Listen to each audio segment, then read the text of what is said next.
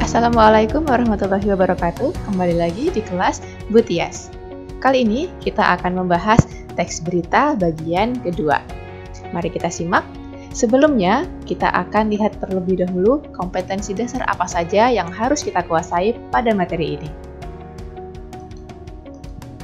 Baik, kompetensi dasar yang pertama, KD 3.2, yaitu menelaah struktur dan kaidah kebahasaan teks berita yang didengar dan dibaca. Kemudian, KD 4.2, yaitu menyajikan data, informasi dalam bentuk berita secara lisan dan tulis dengan memperhatikan struktur kebahasaan ataupun aspek lisan. Baik, tujuannya apa kita mempelajari materi ini? Tujuan yang pertama, siswa dapat menelaah struktur teks berita. Kemudian, tujuan yang kedua, siswa dapat menelaah kaidah kebahasaan teks berita. Kemudian, tujuan yang ketiga, siswa dapat menyajikan teks berita secara tertulis. Dan siswa dapat menyajikan berita secara lisan. Mari kita simak materi yang pertama. Struktur teks berita itu ada apa saja? Yang pertama, kepala berita. Kepala berita itu isinya seperti apa sih? Baik, isi bagian kepala berita atau lead dalam teks berita yakni unsur adik simba. Masih ingat unsur adik simba itu apa? Apa, di mana, kapan, siapa, mengapa, dan bagaimana. Betul. Isi lead tidak bertele-tele dan langsung pada intinya. Kemudian, struktur yang kedua, tubuh berita. Apa itu tubuh berita? Tubuh berita merupakan kelanjutan dari lead. Nah, unsur adik simba yang ada pada lead tadi dikembangkan lebih jelas dan lebih terperinci lagi pada tubuh berita. Kemudian, struktur teks berita yang ketiga, yaitu ekor. Bagian ekor ini apa? Bagian ini bisa memuat simpulan ataupun informasi yang tidak terlalu penting atau mungkin informasi penjelas lainnya. Bisa dipahami? Ini dia struktur teks berita. Selanjutnya, mari kita lihat contoh analisis struktur teks berita. Bisa adik-adik simak ya setelah ini. Baik, ini dia sebuah berita yang berjudul Usia produktif Indonesia 191 juta jiwa, BKKBN menyatakan bahwa harus dimanfaatkan bagi kesejahteraan penduduk. Silakan adik-adik simak struktur teks berita pada teks ini, yaitu baik, kita lihat pada bagian yang pertama ini adalah judul. Ya, pasti semua berita memiliki yang namanya judul. Kemudian kita masuk ke analisis strukturnya. Struktur yang pertama ada di bagian ini dia. Kepala berita atau lead ada di paragraf pertama. Paragraf pertama tadi sudah dikatakan bahwa memuat unsur-unsur adik simba. Apa, di mana, kapan, siapa, mengapa, dan bagaimana. Ya, betul sekali. Kalau kita simak pada paragraf 1, ini telah memuat unsur berita, adik simba. Bisa adik-adik pahami? Itu dia kepala berita atau lead. Kemudian struktur selanjutnya, silakan perhatikan bagian yang diberi kotak merah. Ini adalah bagian tubuh berita, karena isinya penjelasan dari lead yang di atas tadi. Pada tubuh berita dilakukan penjelasan lebih terperinci. Bisa dipahami? Baik, tentu saja pada bagian terakhir ini adalah ekor, yang bisa jadi berupa informasi tambahan ataupun sebuah simpulan. Oke, kita lanjutkan materi kita. Kaidah kebahasaan teks berita itu ada apa saja? Mari kita simak. Yang pertama, bahasa baku. Bahasa baku itu bahasa yang seperti apa? Ya, bentuk bahasa yang telah mengalami proses standarisasi itu yang dinamakan bahasa baku. Bahasa baku ini menggunakan tata bahasa Indonesia yang baik dan benar dan tentu saja sesuai dengan kamus normatif. Kalau kita simak lagi bahasa baku, pasti dia sesuai dengan PUEB atau Pedoman Umum Ejaan Bahasa Indonesia. Selanjutnya, kaidah kebahasaan yang kedua, yaitu kalimat langsung. Kalimat langsung ini apa? Oke, kalimat langsung penandanya diapit oleh tanda baca petik 2. Bisa adik-adik simak contohnya.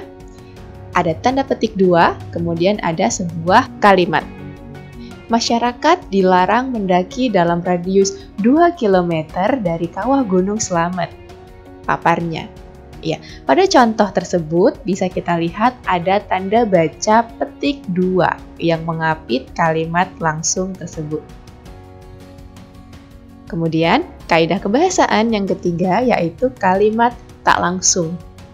Berkebalikan dengan kalimat langsung tadi, untuk kalimat tak langsung ini adalah kalimat yang menceritakan kembali isi atau pokok ucapan yang pernah disampaikan oleh seseorang. Contohnya, astronot itu mengatakan bahwa banyak terdapat sampah satelit di sekitar bumi. Penandanya apa kalimat tak langsung ini? Penandanya ada konjungsi penerang. Konjungsi penerang dalam kalimat contoh ini yaitu ini dia, bahwa. Bisa adik-adik pahami? Oke, kita lanjutkan kaidah kebahasaan teks berita yang selanjutnya, yaitu kata kerja mental. Apa itu kata kerja mental? Kata kerja mental adalah kata kerja yang terkait dengan kegiatan dari hasil pemikiran. Ya, contohnya memikirkan, membayangkan, berasumsi, berkesimpulan, beranalogi, dan lain sebagainya. Intinya, kata kerja mental ini tidak kelihatan kegiatannya apa, tindakannya apa, ya. Karena yang namanya orang memikirkan ini tidak terlihat, betul kan?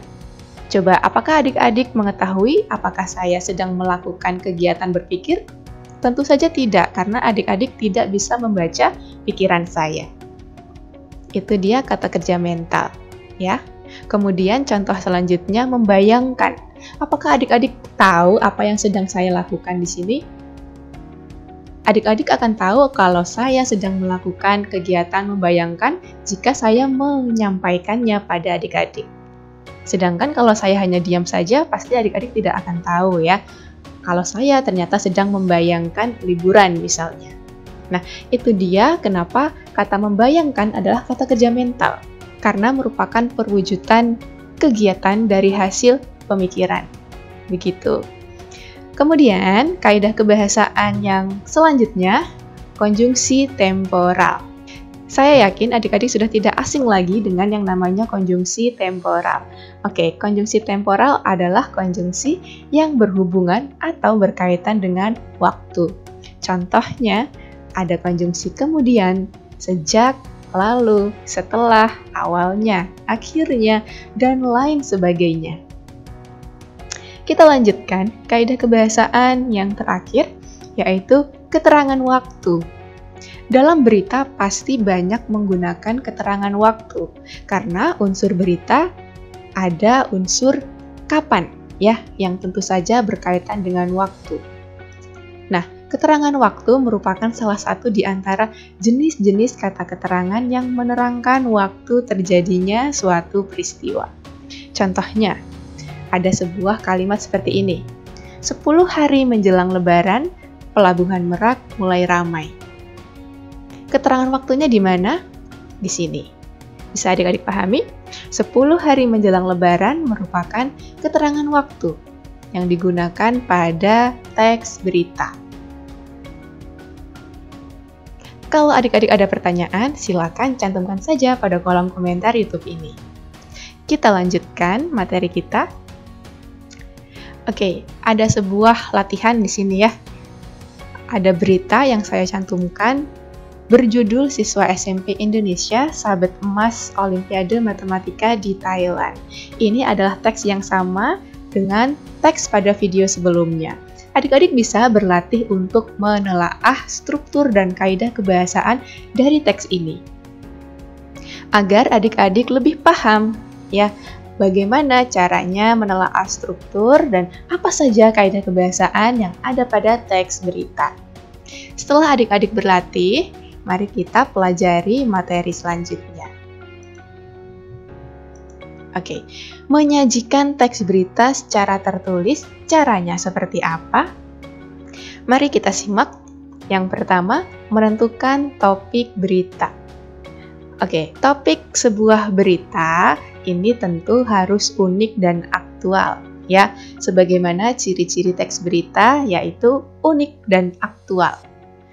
Aktual itu memiliki arti terkini, ya. Jadi bukan berita-berita lama ya yang kita tulis kembali. Kemudian, langkah yang kedua yaitu mendatangi sumber berita. Mendatangi sumber berita ini karena kita perlu melakukan pengamatan serta wawancara. Kemudian, langkah selanjutnya yaitu mencatat pokok-pokok informasi. Nah, dalam mencatat pokok-pokok informasi ini, kita perlu menerapkan unsur adiksimba. Apa, di mana, kapan, siapa, mengapa, dan bagaimana. Agar berita kita menjadi berita yang lengkap, baik, dan terpercaya. Selanjutnya, langkah yang keempat yaitu mengembangkan pokok informasi. Nah, dalam mengembangkan pokok informasi, kita perlu menyusun teks tersebut sesuai dengan strukturnya. Agar berita yang kita susun menjadi berita yang sistematis. Selanjutnya, menyajikan teks berita secara lisan. Kalau barusan kita sudah mengetahui langkah-langkah menulis berita ya, kali ini kita akan belajar menyajikan teks berita secara lisan. Nah, dalam menyajikan teks berita secara lisan, yang pertama kita perlu menyampaikan berita secara lengkap. Maksudnya menyampaikan berita secara lengkap ini apa? Tentu berita yang kita sampaikan memuat adiksimba atau unsur-unsur teks berita. Selanjutnya, menggunakan bahasa yang komunikatif. Ya, bahasa yang komunikatif ini adalah bahasa yang menggunakan kalimat efektif dan diksi yang tepat. Diksi itu apa? Diksi adalah pilihan kata. Kemudian, kita perlu menyampaikan berita dengan ekspresif.